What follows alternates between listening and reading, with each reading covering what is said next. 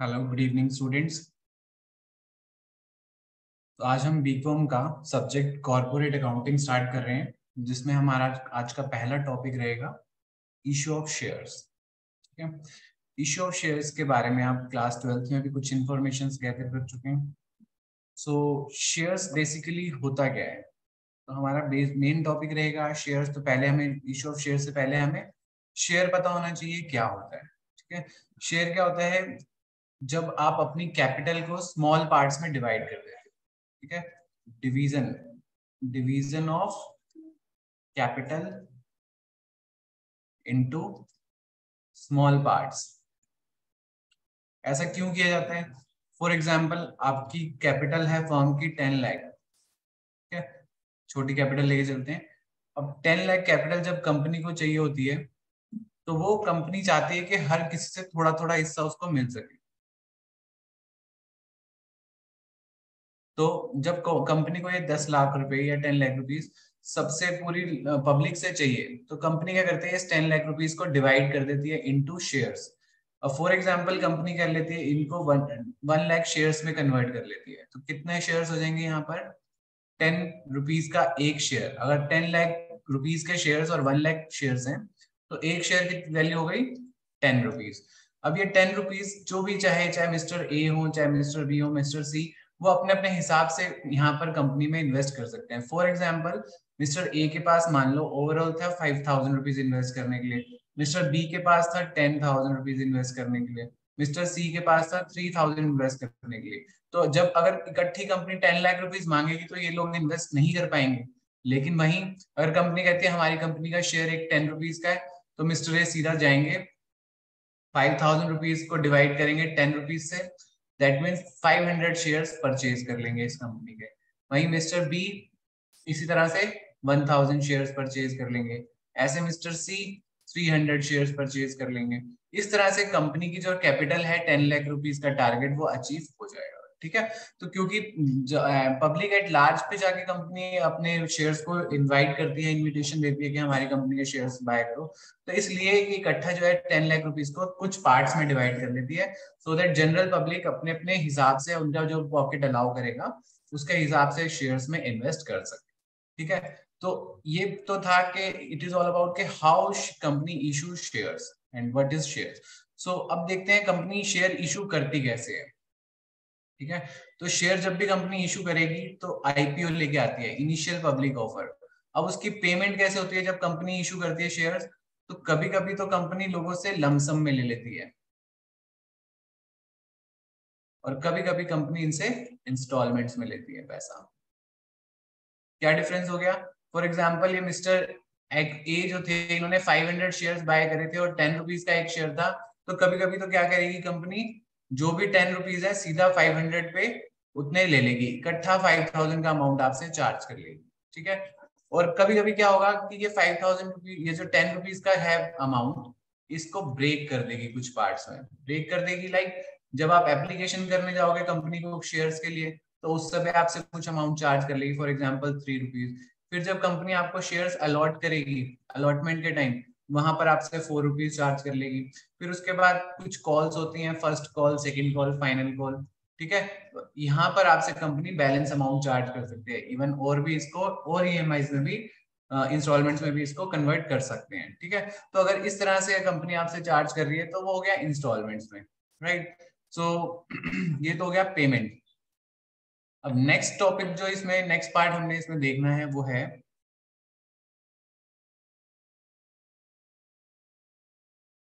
Value of share issued. जो company share issue कर रही है उसकी वैल्यू क्या है? फॉर एग्जांपल, अब मान लो फेस वैल्यू तो सबकी 100 ही है।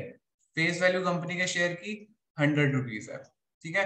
अब कंपनी इसको इशू कितने में कर रही है? अब आपने देखना है कि कंपनी इसको इशू प्राइस क्या है।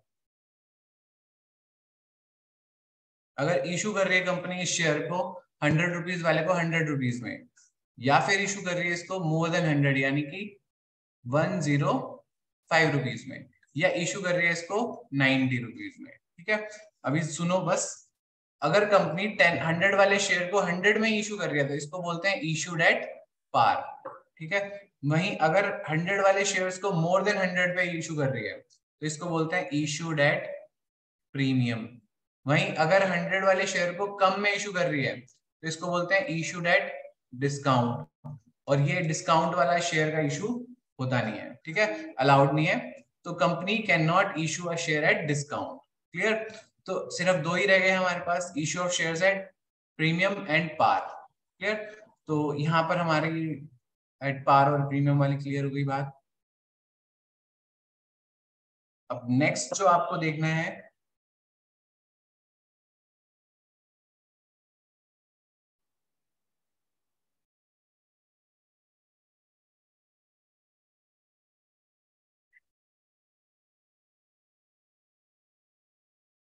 सब्सक्रिप्शन।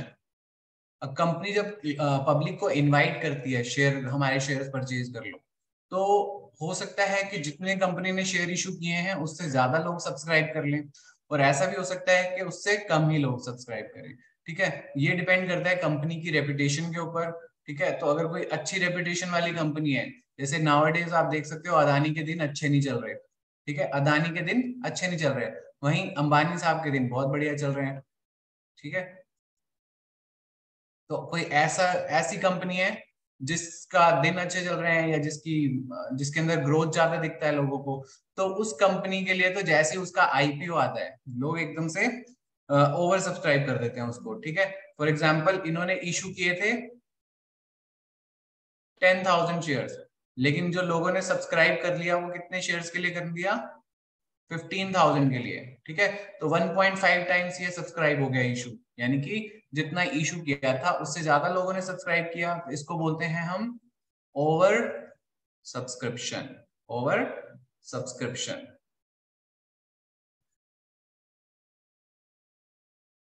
वहीं अगर इसकी बात करें मिस्टर रानी की, तो यहाँ पर अगर ये इस टाइम पर अगर इशू ले आए कहीं ये 10,000 शेयर्स का, अब वैसे तो आ नहीं सकता, इनका इशू फिलहाल दिन अच्छे नहीं है, लेकिन और मान लो सब्सक्राइब किया सिर्फ 2,000 लोगों ने, या मान लो 10,000 से कम लोगों ने, तो इसको, इस केस को हम क्या बोलते हैं? Under subscription. ठीक है, सो अब कुछ जर्नल एंट्रीज देख लेते हैं इसकी, इशू ऑफ शेयर्स की।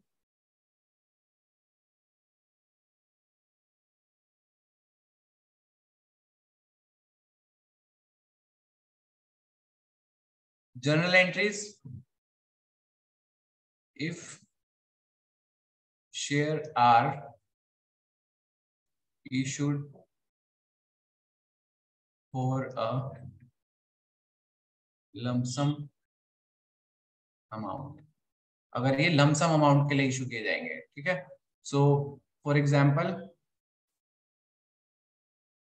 X limited issued 10,000 shares of ₹20 each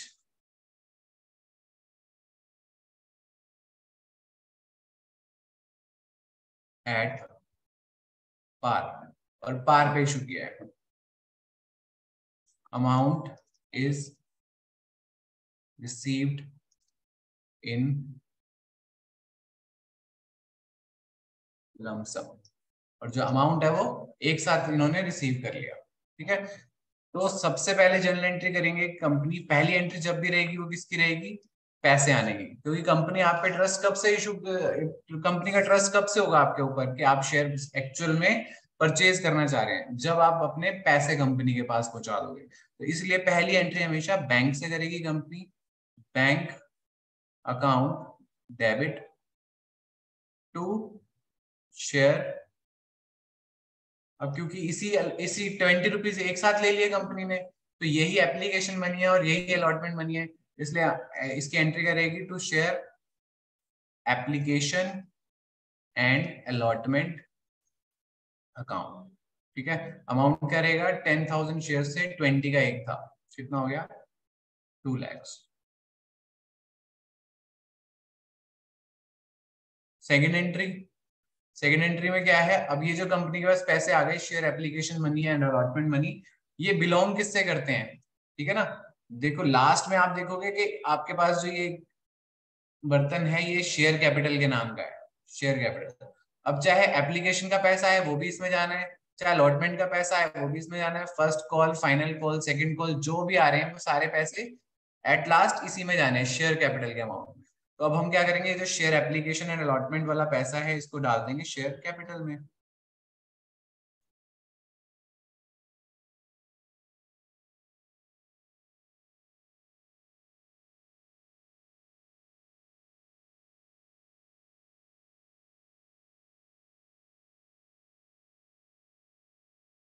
2 lakh rupees.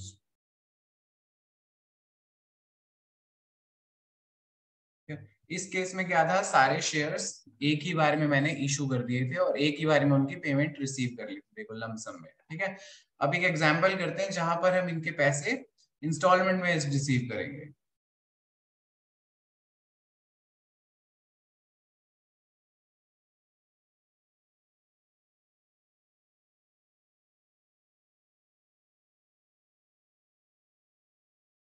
Example लेते हैं पहले इस पे।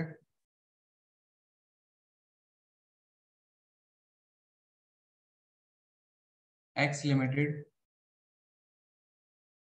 issued 4,000 shares of rupees 10 each at par and amount is received as follows। Amount इस तरह से आया, एप्लीकेशन के ऊपर 3 रुपीज, अलॉटमेंट के ऊपर 4 rupees, first and final call के ऊपर कितने बच गए, जो भी बचे हैं इकट्ठे आ गए, मतलब 3 रुपीज। क्लियर। अब इसकी जर्नल एंट्री पास करनी है, देखो कैसे होगी। वैसे यहाँ इतना मैंडेटरी नहीं है, बट ये जो मैं बॉक्स बना रहा हूँ आपको हर क्वेश्चन में बनाना है, जिसमें यहाँ पहला अमाउंट लिखोगे आप एप्लीकेशन का, second for allotment, third first and final. ठीक है, तो ये चीज ध्यान देना, इस क्वेश्चन में इतनी जरूरी नहीं थी लेकिन आगे क्वेश्चंस में बहुत काम आएंगी। तो पहली एंट्री हमेशा पैसे आने की, तो पैसे आ गए कंपनी के पास, bank account debit to share. अब एप्लीकेशन एंड अलॉटमेंट लिखूं या सिर्फ एप्लीकेशन, सिर्फ एप्लीकेशन अकाउंट लिखूंगा, क्यों, क्योंकि अलॉटमेंट की एंट्री अभी बाद में होनी है। तो कितने पैसे आएंगे, देखो कंपनी ने इशू किए थे 4,000 शेयर्स और सिर्फ एप्लीकेशन के पैसे आ रहे हैं तो 3 रुपीज आए होंगे। कितने हो गए, 4,000 into 3, 12,000 rupees. First entry, narration भी लिखनी है सबकी। सेकंड एंट्री में क्या होगा, ये जो एप्लीकेशन का अमाउंट है ये किसमें चला जाता है, शेयर कैपिटल में। मैंने बताया था एप्लीकेशन अलॉटमेंट या फर्स्ट कॉल फाइनल कॉल सबके पैसे किसमें चले जाते हैं, शेयर कैपिटल में चले जाते हैं। तो share application account debit to share capital account, कितने, जो 12,000 आए थे वो सारे के सारे इसमें भेज दिए हमने। थर्ड एंट्री, अब कंपनी यहाँ पे ट्रस्ट कर चुकी है। जब ट्रस्ट हो जाता है तो कंपनी क्या करती है, पहले ट्रांसफर की एंट्री करती है और उसके बाद पैसे आने की एंट्री करेगी। ठीक है, तो अब क्या करेगी कंपनी, जो अलॉटमेंट पे आना है उसको पहले ही ट्रांसफर कर देगी शेयर कैपिटल में। तो share allotment account debit to share capital account. ठीक है, अब ये वाली एंट्री पहले करूंगा और ये वाली बाद। शेयर कैपिटल अकाउंट, अलॉटमेंट पे कितने आने हैं पैसे, 4,000 पे 4 रुपए की अलॉटमेंट है, कितने हो गए, 4 4 16, 16,000, 16,000। फोर्थ एंट्री, पैसे आ गए, अब आएंगे अलॉटमेंट के, bank account debit to share, bank account debit किस वाले पैसे आएंगे, अलॉटमेंट वाले, तो टू शेयर अलॉटमेंट अकाउंट। कुछ क्वेश्चंस में आगे चलेंगे तो कुछ डिफॉल्ट हुआ होगा, अभी तक हमारे क्वेश्चन में सब शेयर होल्डर हमारे शरीफ हैं, सबने पैसे दे दिए 16,000। Fifth entry, share first and final call account debit to share capital account 4000 shares पे 3 रुपीज की फर्स्ट एंड फाइनल को 12,000 और इसकी 6th एंट्री क्या रहेगी, फाइनल कॉल के पैसे आएंगे तो bank account debit to share first and final call, कितना 12,000। क्लियर। ये एंट्री जो करी है क्वेश्चन किया है इसके अंदर ना कोई प्रीमियम था, ठीक है, ना ही कोई और दिक्कत थी। दिक्कत मतलब किसी कोई भी ऐसा शेयर होल्डर नहीं था जिसने आपके पैसे मार लिए हो, ठीक है, या जिसने कॉल पेमेंट ना करी हो, तो इसलिए ये क्वेश्चन बिल्कुल सीधा सीधा था, ये बेसिक तौर पे। अब हम करेंगे एक और बेसिक क्वेश्चन, लेकिन उसके अंदर अब हम क्या करने वाले हैं, प्रीमियम का इंक्लूजन करने वाले हैं, ठीक है। अब देखते हैं नेक्स्ट क्वेश्चन, सेम ऐसा ही, X limited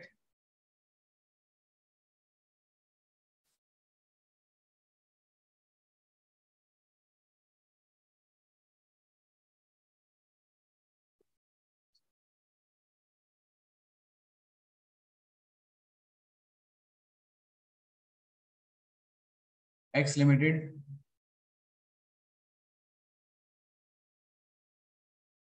issued 5,000 shares of rupees 10 each at a premium of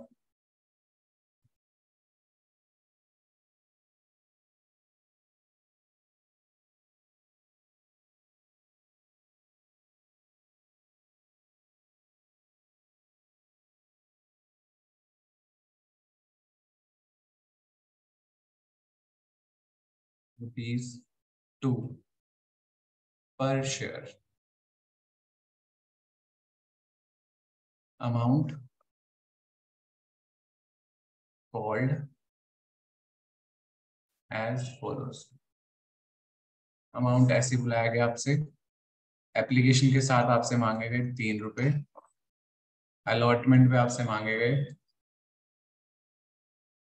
4 रुपए, और final first and final call पे आपसे मांगे गए बैलेंस, ठीक है। अब इसकी जर्नल एंट्री करनी है हमने।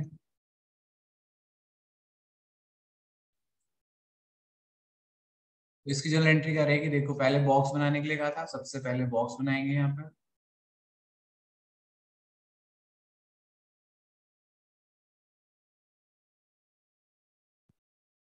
अब यहाँ पर एप्लीकेशन पे कितने रुपए हैं, 3 रुपए, अलॉटमेंट पे 4 रुपए।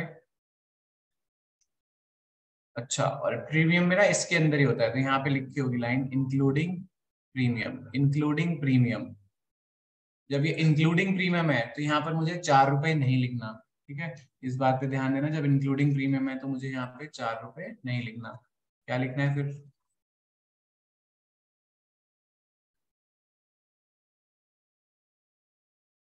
तो प्रीमियम का अमाउंट कितना है 2 रुपीज। तो इसमें अगर 4 रुपीज इंक्लूडिंग प्रीमियम है तो हमारी कैपिटल के हिसाब से इसमें फेस वैल्यू का 2 रुपीज का पार्ट होगा, तो 2 प्लस 2 लिखेंगे। अब इसने कहा था बैलेंस जो है वो फर्स्ट एंड फाइनल कॉल पे आएगा, तो बैलेंस कितना बच गया, हमारी फेस वैल्यू में से 3 रुपीज का हमारा बैलेंस आ चुका है इस पे, फर्स्ट को इस पे एप्लीकेशन पे 2 रुपीज आ चुके हैं अलॉटमेंट पे, तो यानी कि अभी बैलेंस कितना बचा है 5 रुपीज। तो 5 रुपीज किस में आ जाएगा, फर्स्ट एंड फाइनल कॉल पे आ जाएगा। अब इसकी एंट्रीज बिल्कुल सेम वैसी करनी है। First entry bank account debit to share application account, bank account debit to share application, application पे कितने पैसे आएंगे 3 रुपीज, 3 इंटू कितने शेयर्स थे 5,000, 5 3 15,000 रुपीज कंपनी कलेक्ट कर लेगी शेयर एप्लीकेशन पे। अब इसको पहले पैसे आ गए, अब एंट्री क्या करेगी, इसको ट्रांसफर करेगी किसमें, शेयर कैपिटल में। तो शेयर